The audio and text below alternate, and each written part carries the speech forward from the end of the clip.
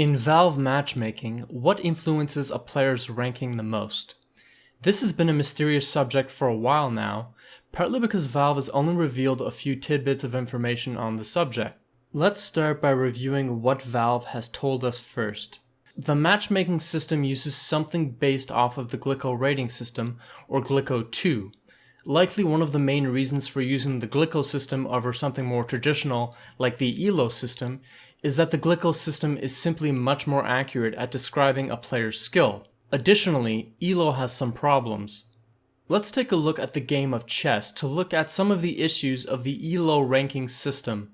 When top players achieved high rankings, they were sometimes more reluctant to play games in order to protect their ranking. Another issue is that ELO describes a player's skill as one number, and that's pretty limiting to describe skill. This is where Glicko and Glicko 2 come in to help. In the Glicko world, a player's skill can be represented by a few numbers. You have a player rating, a rating deviation, and rating volatility. To illustrate, let's look at how a sample player can be described by this system.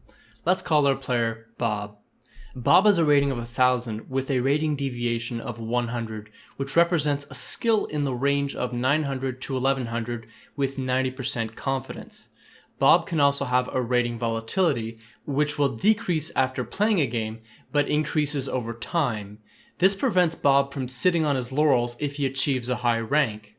When Valve implemented the Glicko system into Counter-Strike, they would have had to decide which factors will drive their rating system based on Glicko. This is what we're really here to talk about. Several ranking guides were released by players claiming that metrics like MVPs and points were the de facto factor in determining rank. While it's possible that points and MVPs have some influence over rank, I have observed this to be minimal in my journeys. The greatest factor that I have consistently seen drive ranking is winning and losing rounds attenuated or amplified by your team's ranks compared to the opposing team's ranks. That's a mouthful, so let's take a look at some examples.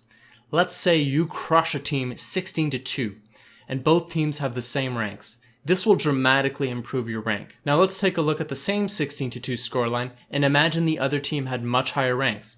In this case, your rank will improve even more than the first case where they had the same ranks. Now let's look at one more example. Let's say you crush a team 16-2 and the opposing team has lower ranks than your team. This will improve your ranking a bit, but not nearly as much as the other two cases. What's the end result of having rounds as a big influencer over rank? Well, for one, it allows players to be boosted by other players, but most of all, players who understand the game and can win the most are cherished by this system. It promotes players who want to win and not simply frag, although fragging definitely helps your team win. The takeaway is simple: win as many rounds as possible. This has been InstaBink.